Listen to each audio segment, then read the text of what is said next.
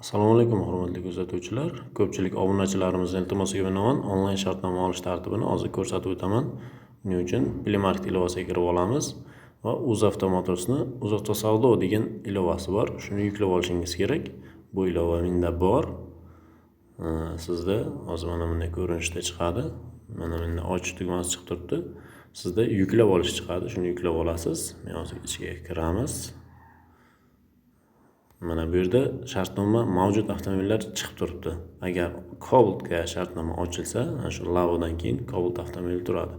Bu yerda shartnoma mavjud avtomobillarni ochib ko'rsatib turadi. Hozir Damas avtomobili uchun shartnoma olib ko'rsataman. Ustiga bosamiz Damas avtomobilini. Mana bunday ko'rinishda chiqadi. Mana bu yerda o'zingizga ma'qul pozitsiyasini tanlaysiz. Yo'lovchilar uchun, yuk tashish uchun, yo'lovchilar uchun. Bunda ikki stel pozitsiyasini tanlayman. Bu yerda narxlari, qisqacha ma'lumot berilgan avtomobil to'g'risida. Pastda Sozdать tugmasi bor. Shuni bosib, viloyatingizni tanlaysiz.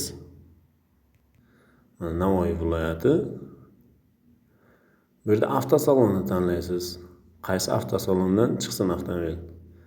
Sizga mana bunday kod ko'rinishda chiqadi. Shu kodni yozib tasdiqlash tugmasini bosamiz. Biroz kutiladi va shartnoma rasmiylashtiriladi.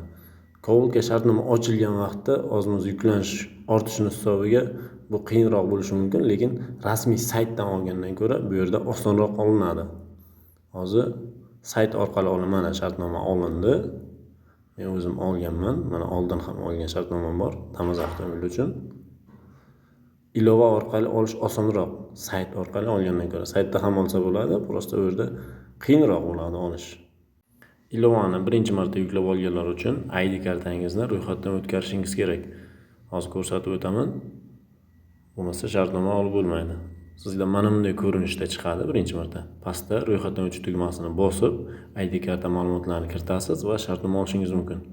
Ro'yxatdan o'tishda muammolar bo'lsa, fikringizni izohlarda yozib qoldiring. Bu haqda ham batafsil ma'lumot berib o'taman. Hammaga rahmat.